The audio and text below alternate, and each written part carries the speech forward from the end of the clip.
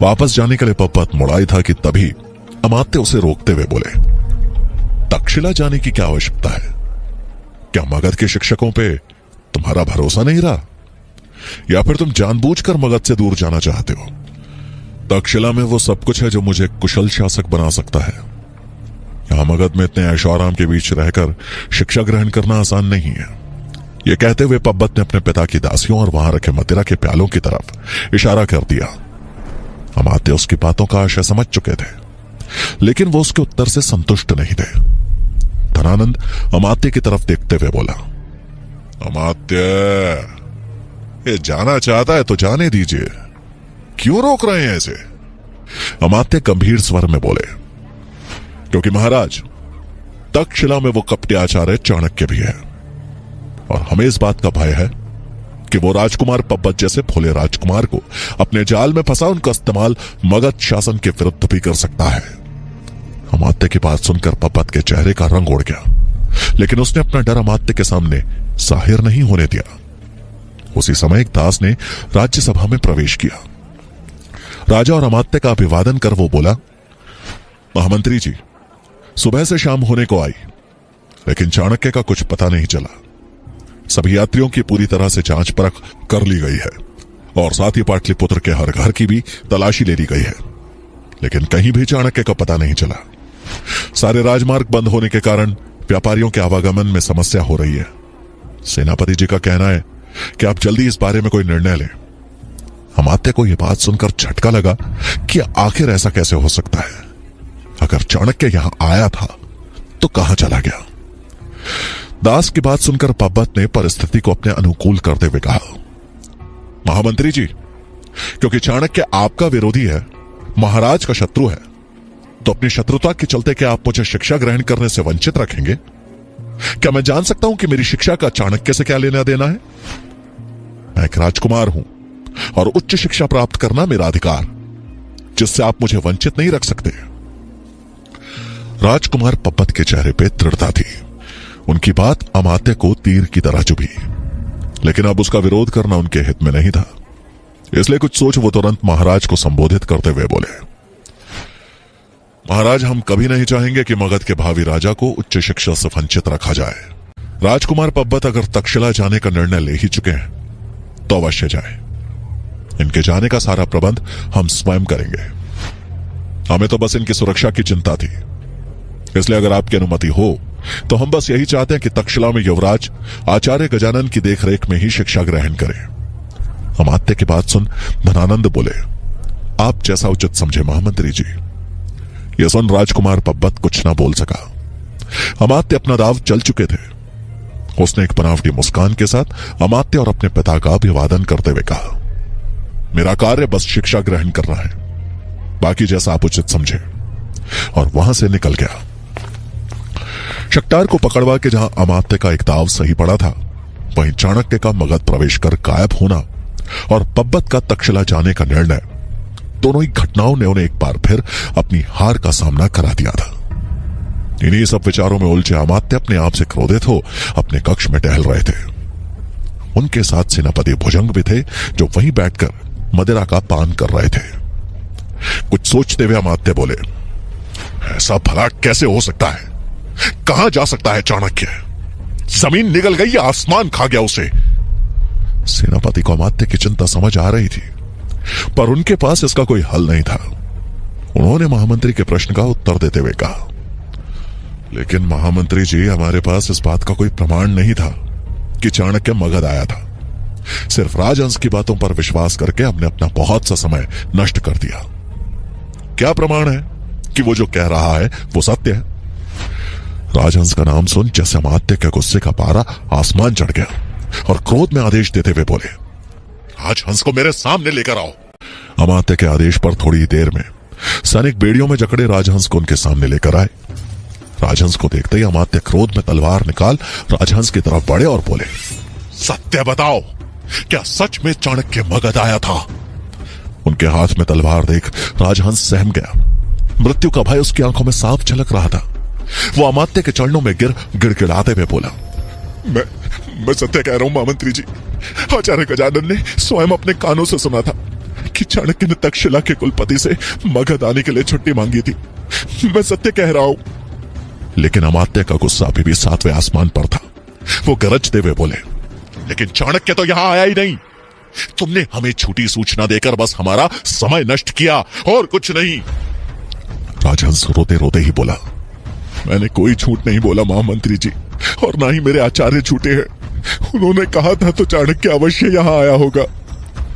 राजहंस के मुंह से चाणक्य का नाम एक बार फिर सुन अमात्य अपना आपा मानो खो बैठे और चिल्लाए, चाणक्य चाणक्य चाणक्य! बहुत हो गया उस दरिद्र का गुणगान। क्षमा नहीं, मृत्यु दंड मिलेगा तुम्हें। इतना कहकर अमात्य ने तलवार हवा में उठा सीधा राजहंस की गर्दन पर रख दी। डर के मारे राजहंस ने अपनी आंखें बंद कर ली।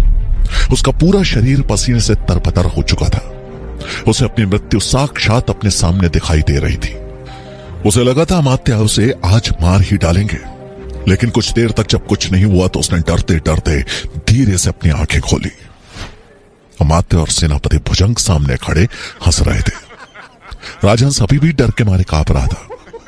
उसकी ऐसी दशा देख अमात्य की हंसी नहीं रुक रही थी। अमात्य ने तलवार एक तरफ फेंक दी और फिर प्यार से राजहंस के सिर पर हाथ फेरते हुए बोले, मुझे तुम्हारी इस दशा पर दया आ गई है, इसलिए मैंने सोचा कि मैं तुम्हें नहीं मारूंगा। ये सुनते ही राजहंस ने राहत की सांस ली और वो अमात्य के पैरों पर गिरकर बोला, आप धन्य हैं महामंत्री जी, आप धन्य हैं। अपने चेहरे पे कुटिल मुस्कान लिए अमात्य बोले, लेकिन अगर मैं तुम्हें छोड़ देता हूं तो इसमें मेरा क्या फायदा होगा? मैं इस राज्य का मंत्री हूं और घाटे का सौदा करना मेरे व्यक्तित्व और पद दोनों को शोभा नहीं देता। यह सुन राजहंस तपाक से बोला, आप जो कहेंगे महामंत्री जी मैं करूंगा। यह सुनकर अमात्य ने कुछ देर सोचा और फिर बोले, तुम भला मेरे क्या काम आ सकते हो? ना तो तुम किसी राज्य के मंत्री हो, ना ही किसी राज्य के सैनिक। तुम तो तक्षशिला के आचार्य के साधारण से शिष्य हो। तुम मेरे लिए क्या कर सकते हो? तक्षशिला में भी तुम्हें भला कौन जानता होगा? अमात्य की बात सुनकर राजहंस बोला, सत्य है, तक्षशिला शायद मुझे कोई नहीं जानता, लेकिन मैं तक्षशिला को अच्छे से जानता हूं, वहां के हर भेद से परिचित हूं। यह सुनते ही अमात्य के चेहरे पर मुस्कान आ गई। उनका दाव बिल्कुल ठीक लगा था। अमात्य गंभीर होते हुए बोले, अगर ऐसा है तो मैं तुम्हें एक शर्त पे जीवन दान दे सकता हूं। कहिए महामंत्री जी, मैं आपके लिए क्या कर सकता हूं? डरते डरते राजहंस ने बोला। अमात्य उसकी तरफ देखते हुए बोले, तुम्हें तक्षशिला में मेरी आंख और कान बंद कर चाणक्य और राजकुमार पब्बत पर दृष्टि जमाए रखनी होगी। वो क्या कर रहे हैं, किससे मिल रहे हैं, उनके एक एक पल की खबर तुम्हें मुझ तक पहुंचानी होगी। बोलो, कर पाओगे ये? ऐसा ही होगा महामंत्री जी, आप जैसा चाहते हैं मैं वैसा ही करूंगा। राजहंस हाथ जोड़ते हुए बोला। अब अमात्य ने उसकी आंखों में आंख डाल चेतावनी देते हुए बोले, ध्यान रहे, अगर दोबारा तुमने मेरे साथ गद्दारी करने की सोची भी तो मैं नगर के बीचों बीच तुम्हारी खाल खिंचवा कर उसमें भूसा भरवा दूंगा। यह सुन राजहंस कांपते हुए बोला, आप मुझ पर विश्वास कीजिए, मैं आपको निराश नहीं होने दूंगा। अमात्य का इशारा पाते ही राजहंस वहां से निकल गया। उसके जाते ही सेनापति भुजंग बोले, महामंत्री जी, आपने उसे जीवन दान दे दिया, लेकिन क्या प्रमाण है कि वो जो कह रहा है वो सत्य है? अमात्य मुस्कुराते हुए बोले, मैं पहले ही एक सैनिक को तक्षशिला भेजकर इस बात की जांच करवा चुका हूं कि यह आचार्य गजानन का शिष्य है या नहीं। यह सुनकर सेनापति भुजंग आश्चर्य में बोले, इसका मतलब तो यही हुआ कि चाणक्य भी यहां आया था। अमात्य गुस्से में दांत पीसते हुए बोले, आया था और बचकर निकल भी गया, लेकिन कब तक बचेगा वो? एक ना एक दिन चाणक्य की गर्दन होगी और मेरी तलवार। ये बोलते वक्त अमात्य की आंखों से अंगारे बरस रहे थे। मगध से कोसों दूर तक्षशिला में आचार्य गजानन प्रतिदिन की भांति अपनी कक्षा की तरफ पढ़ रहे थे कि तभी उन्होंने देखा कि चंद्रगुप्त दबे पांव कहीं जा रहा था। उसे इस तरह सबकी दृष्टि से बचते हुए चुपचाप कहीं जाते देख आचार्य गजानन को उसमें संदेह हुआ। वो खुद में ही बात करते हुए बोले, ये कक्षा छोड़कर कहां जा रहा है, और वो भी दबे पांव? अवश्य कोई गड़बड़ है, मुझे पता करना होगा। आचार्य गजानन अपनी कक्षा छोड़ चंद्रगुप्त के पीछे चले गए। गजानन ये देख हैरान रह गए कि चंद्रगुप्त प्रशासनिक कक्ष के भीतर प्रवेश कर गया, जबकि किसी भी छात्र को वहां जाने की अनुमति नहीं थी। प्रशासनिक कक्ष में अगर कोई प्रवेश कर सकता था तो वो थे तक्षशिला के आचार्य, क्योंकि वहां उनके विशेष शोध पत्र और सामान रखे गए थे। आचार्य गजानन ने कक्ष के बाहर से छिपकर देखा तो चंद्रगुप्त एक अलमारी पे चाबी लगा उसे खोलने का प्रयास करता हुआ दिखा। यह देख आचार्य गजानन का क्रोध 7वें आसमान पर जा पहुंचा। वो तुरंत ही अंदर प्रवेश कर गए और चंद्रगुप्त के सामने आ खड़े हुए। आचार्य गजानन को यूं सामने देख चंद्रगुप्त के चेहरे का रंग उड़ गया। गुस्से में खौलते हुए आचार्य गजानन बोले, तुम्हें आज कोई नहीं बचा पाएगा। मैंने स्वयं तुम्हें चोरी करते पकड़ा है। आज तुम्हें इस तक्षशिला से निकलवा कर रहूंगा। और ये कहकर आचार्य गजानन उसे खींचते हुए उस कक्ष से बाहर ले गए। तक्षशिला में कुलपति अन्य आचार्यों के साथ किसी विशेष कार्य पर मंत्रणा कर रहे थे।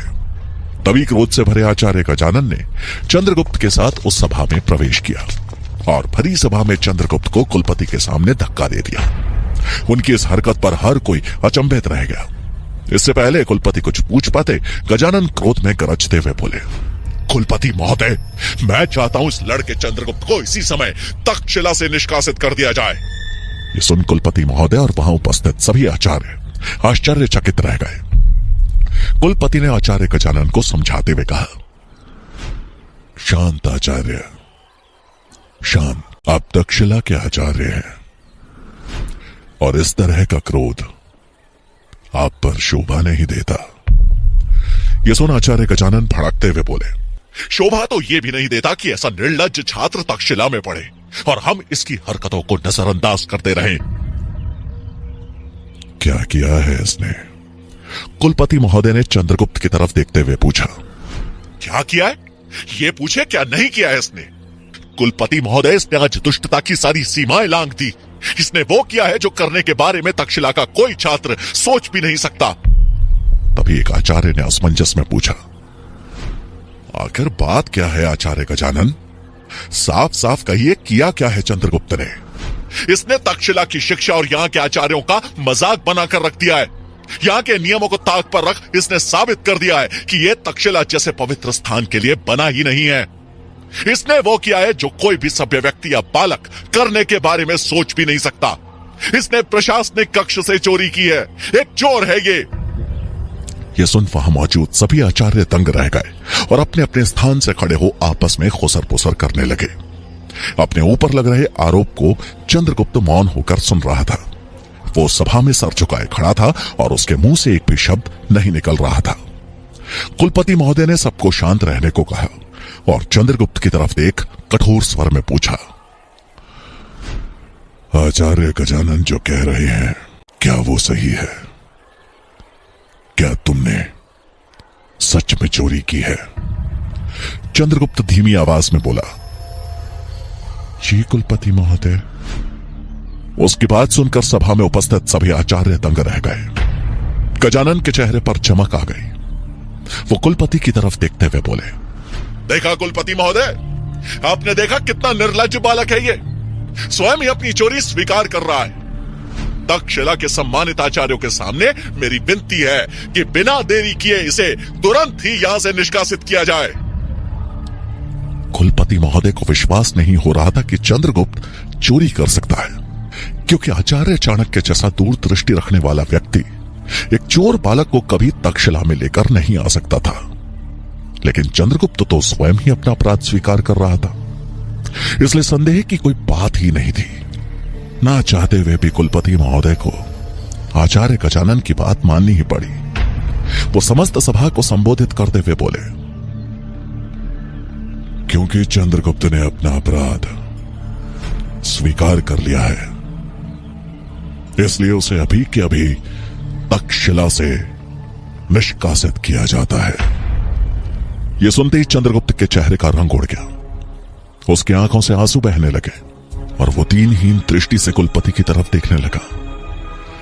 कुलपति का फैसला सुनकर आचार्य गजानन मन ही मन मुस्कुरा उठे, क्योंकि उन्हें अपनी जीत पर बहुत गर्व महसूस हो रहा था। कुलपति महोदय आगे बोले, चंद्रगुप्त, तुम इसी समय, इसी क्षण तक्षशिला के बाहर चले जाओ। तभी सभा में एक भारी आवाज गूंजी, रुकिए कुलपति महोदय। सबने आवाज की दिशा में देखा तो आचार्य चाणक्य भवन के द्वार पर खड़े थे। भारी कदमों के साथ चाणक्य ने सभा में प्रवेश किया और कुलपति महोदय को हाथ जोड़कर प्रणाम किया। आचार्य चाणक्य को आया देख चंद्रगुप्त ने सम्मान सहित उनको प्रणाम किया, उनके पैरों में गिर पड़ा। आचार्य चाणक्य ने उसे उठाया और प्यार से उसके सिर पे हाथ फेरा और आचार्य गजानन की तरफ देखा। आचार्य गजानन चाणक्य को जीवित देखकर हैरान थे। उन्होंने अपने दांतों तले अपनी जीभ दबा ली और मन में सोचते हुए बोले, बचकर आ गया पर कोई बात नहीं, आज उसके शिष्य को कोई नहीं बचा पाएगा। आचार्य गजानन चाणक्य की तरफ देखते हुए बोले, अच्छा हुआ आप आ गए आचार्य चाणक्य। देख रहे हैं आपका यह भावी सम्राट एक चोर है। आप एक चोर को तक्षशिला लेकर आए हैं और इसे लेकर आप भारतवर्ष का निर्माण सोच रहे हैं। आचार्य गजानन के तीखे शब्द विष लगे तीर की तरह आचार्य चाणक्य को चुभे। चाणक्य कठोर स्वर में बोले, मैं चंद्रगुप्त को दंड अवश्य दूंगा, लेकिन उससे पहले मैं यह जानना चाहूंगा कि चंद्रगुप्त ने क्या चोरी किया और किन परिस्थितियों में किया, क्योंकि न्याय सिर्फ एक पक्ष की बात सुनकर नहीं किया जा सकता। न्याय की पहली परिभाषा यही है कि गलती से भी कोई निर्दोष दंडित ना होने पाए। ऐसा कह चाणक्य ने चंद्रगुप्त से प्रश्न करते हुए कहा, तुमने आचार्यों के प्रशासनिक कक्ष से क्या चोरी किया? चंद्रगुप्त ने एक चाबी निकालकर कुलपति के सामने रख दी। उस चाबी को देखकर एक आचार्य ने आश्चर्य में कहा, यह तो उस अलमारी की चाबी है जिसमें आचार्य भृगु के वर्षों की मेहनत द्वारा लिखे गए शोध पत्र रखे हुए हैं। लेकिन यह चाबी तो प्रशासनिक कक्ष के रक्षा सैनिक के पास होती है, तुम्हें कैसे प्राप्त हुई? आचार्य भृगुनंद भी वहीं मौजूद थे और वो भी ये देख हैरान थे। आचार्य चाणक्य चंद्रगुप्त की तरफ देखते हुए बोले, कहो चंद्रगुप्त, ये चाबी कहां से प्राप्त हुई तुम्हें? चंद्रगुप्त दबी आवाज में बोला, मैंने ये चाबी रक्षा सैनिक के चाबियों के गुच्छे से चुराई है। यह सुनते ही सब हैरान रह गए। चाणक्य ने आगे प्रश्न करते हुए कहा, और ऐसा तुमने क्यों किया? चंद्रगुप्त अपना पक्ष रखते हुए बोले, आचार्य भृगुनंद के शोध पत्रों को सुरक्षित रखने के लिए। यदि मैं ऐसा नहीं करता तो वर्षों की मेहनत के पश्चात जो शोध पत्र उन्होंने तैयार किए हैं वो नष्ट कर दिए जाते। चंद्रगुप्त की बात सुनकर आचार्य भृगुनंद आश्चर्य में बोले, ये क्या कह रहे हो चंद्रगुप्त? भला मेरे शोध पत्रों को कौन नष्ट करता? चंद्रगुप्त उनकी तरफ देखते हुए बोला, ये मैं नहीं जानता आचार्य, लेकिन आपके ही शोध पत्रों को सुरक्षित करने के लिए मैंने इस चाबी की चोरी की। यह सुन आचार्य गजानन भड़कते हुए बोले, झूठ की भी एक सीमा होती है, लेकिन इसके झूठ की तो कोई सीमा ही नहीं है। इसे यह पता है कि कोई आचार्य भृगु के शोध पत्र नष्ट करना चाहता था, लेकिन वो कौन है ये इसे नहीं पता। आश्चर्य। उसकी बात सुनकर चाणक्य बोले, शांत आचार्य गजानन, चंद्रगुप्त सत्य कह रहा है या नहीं, इसका प्रमाण अभी मिल जाएगा। और फिर ऊंचे स्वर में चाणक्य ने किसी को आवाज लगाते हुए कहा, सूरजमल, उन्हें ले आओ। उनकी आवाज सुनकर सूरजमल दो व्यक्तियों को अपने साथ लेकर आया और उसने उन्हें कुलपति के सामने खड़ा कर दिया। सभी ने उन्हें ध्यान से देखा। उनमें से एक प्रशासनिक कक्ष का रक्षा सैनिक था और दूसरा व्यक्ति आचार्य भृगुनंद का पुराना शिष्य धुंधमाली था, जिसे अपने गलत कामों के चलते आचार्य भृगुनंद द्वारा तक्षशिला से निष्कासित करवाया गया था। धुंधमाली को पहचानते ही आचार्य भृगुनंद कर्कश स्वर में बोले, धुंधमाली, तुम यहां क्या कर रहे हो? धुंधमाली से कुछ बोलते ना बन पड़ा।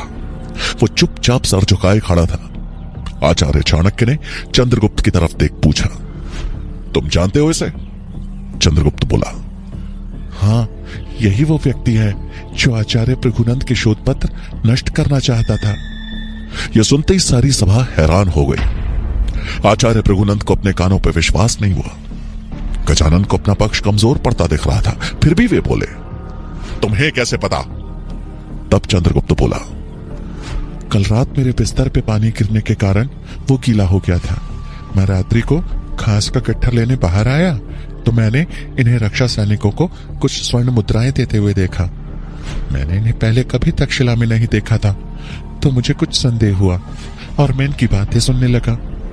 तब मुझे पता चला कि ये व्यक्ति किसी कारण आचार्य भृगुनंद से प्रतिशोध लेना चाहता है, जिस कारण उनके वर्षों की मेहनत से लिखे गए शोध पत्र को नष्ट करना चाहता था। ये दोनों आज रात मिलकर इस काम को अंजाम देने वाले थे। क्योंकि आचार्य चाणक्य यहाँ नहीं थे, तो मैंने ये बात आचार्य सूरजमल को बता दी थी। लेकिन मुझे भय था कि कहीं ये लोग आज रात्रि से पहले ही शोध पत्र नष्ट ना कर दें। इसीलिए मैंने मौका पाकर रक्षा सैनिक के गुच्छे से ये चाबी चुरा ली। मैंने पुराने छात्रों से सुना था कि आचार्य काफी वर्षों से भयानक रोगों को ठीक करने वाली औषधियों पर शोध पत्र लिख रहे हैं, और मैं नहीं चाहता था कि उनकी मेहनत को कोई यूं नष्ट कर दे। इसीलिए आज ही मैं उन शोध पत्रों को कहीं सुरक्षित रखना चाहता था, लेकिन उससे पहले आचार्य गजानन ने मुझे पकड़ लिया। उसकी बात सुनकर सारी सभा चंद्रगुप्त के प्रति सहानुभूति जताने लगी। आचार्य भृगु ने उठकर चंद्र को गले से लगा लिया। अब चाणक्य कुलपति की तरफ देखते हुए बोले, कुलपति महोदय, नीति कहती है कि किसी की रक्षा के लिए बोला गया झूठ या कोई भी ऐसा गलत कार्य जो समाज के हित को ध्यान में रखकर किया गया हो, वो दंड योग्य नहीं है। चंद्रगुप्त ने जो किया वो आचार्य भृगु की वर्षों की मेहनत को सुरक्षित करने के लिए किया। अब निर्णय आपको करना है। कुलपति महोदय कुछ सोचते हुए बोले,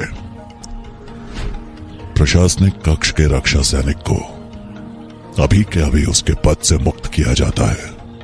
धुंधुमाली को इस अपराध के लिए राज्य सैनिकों को सौंपा जाए, और चंद्रगुप्त द्वारा किया गया कार्य प्रशंसनीय है, इसलिए उसे तक्षशिला से निकाला नहीं जाएगा।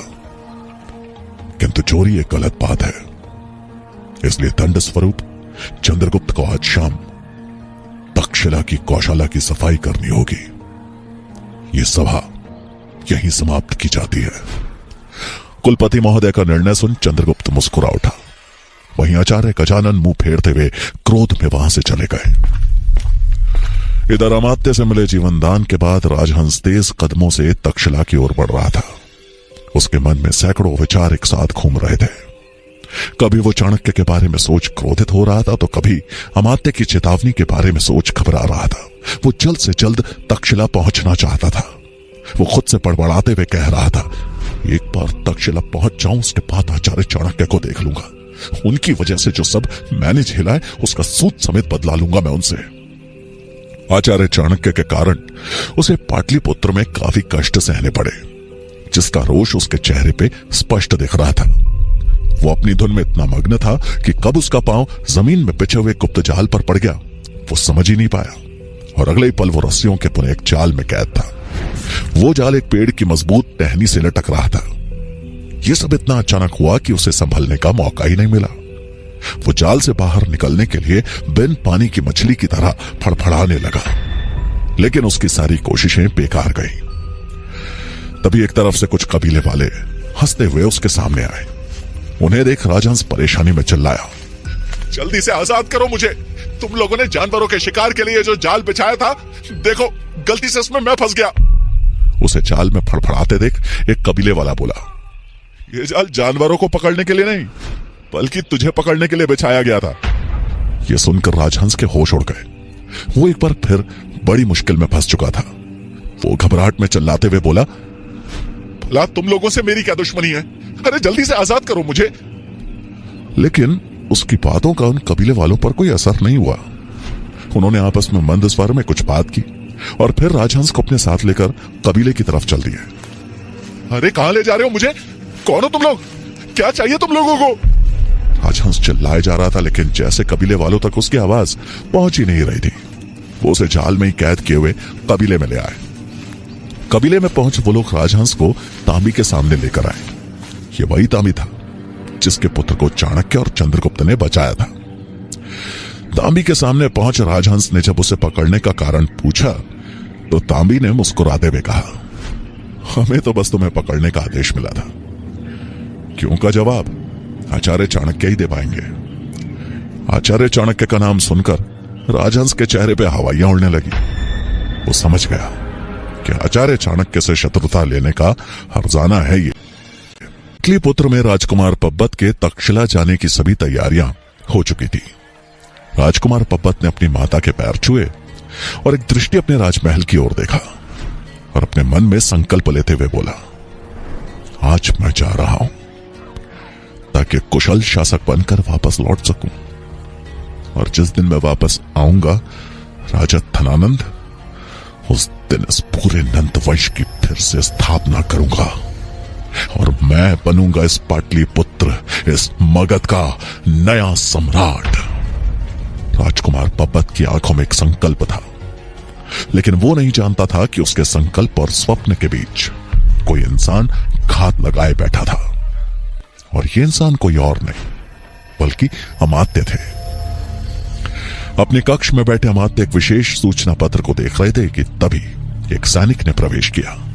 उसने अमात्य का अभिवादन करते हुए कहा, कहिए महामंत्री जी, मेरे लायक क्या सेवा है। उस सैनिक की तरफ देखते हुए अमात्य बोले, मालकेतु, तुम मेरे विश्वास पात्र गुप्तचरों में से एक हो। तुम्हें मैं एक बहुत ही महत्वपूर्ण कार्य सौंपने जा रहा हूं। तुम राजकुमार पब्बत के साथ तक्षशिला जाओगे और वहां उन पर कड़ी दृष्टि जमा कर रखोगे।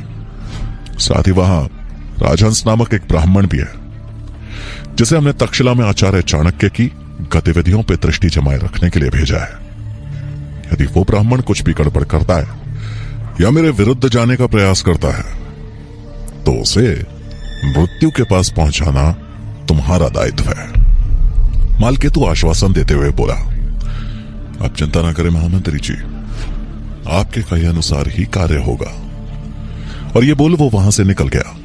अमात्य खुद में बात करते हुए बोले, बस एक सही चाल शंभुनाथ और चाणक्य दोनों को रास्ते से हटा देगी।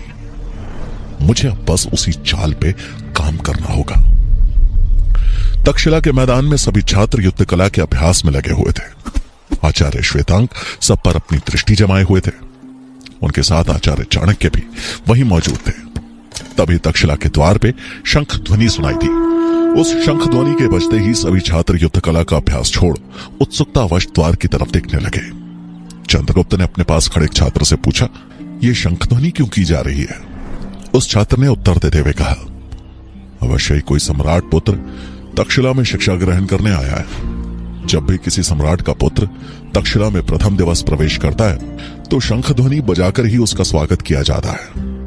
थोड़ी ही देर में तक्षशिला का द्वार खुला और राजकुमार पब्बत का रथ तक्षशिला में प्रवेश कर गया। रथ पे बैठे पब्बत को देख आचार्य चाणक्य के चेहरे पे चमक आ गई। उनकी एक बड़ी चाल कामयाब हो गई। आचार्य गजानन एक नए युवराज को यूं अचानक आता देख हैरान रह गए और आचार्य मेघनाथ की तरफ देखते हुए बोले, ये नया राजकुमार कौन है। आचार्य मेघनाथ ने पब्बत की तरफ देखते हुए जवाब दिया, ये मगध के सम्राट धनानंद का पुत्र पब्बत है। ये सुनते ही आचार्य गजानन की आंखों में चमक आ गई। अपने रथ से उतर पब्बत धीमे कदमों से आचार्य चाणक्य की तरफ बढ़ने लगा। उसे अपनी तरफ आता देख आचार्य चाणक्य मंद मंद मुस्कुरा रहे थे। सब लोग अचंभित थे कि राजकुमार पब्बत आचार्य चाणक्य की तरफ क्यों बढ़ रहा है। क्या वो उनका अभिवादन करेगा या फिर। सब लोग अपने मन में कयास लगा ही रहे थे कि तभी राजकुमार पब्बत आचार्य चाणक्य के पास पहुंच उनके किनारे से निकल सीधे जाकर आचार्य गजानन के सामने खड़ा हो गया और उनके पैरों में गिरकर प्रणाम करते हुए बोला, मुझे आशीर्वाद दीजिए आचार्य गजानन। सम्राट धनानंद के पुत्र को अपने चरणों में पड़ा देख आचार्य गजानन की खुशी की तो सीमा ही नहीं रही। उन्होंने राजकुमार को उठाकर अपने गले से लगा लिया। अगली कहानी के लिए बने रहें। Thanks for watching.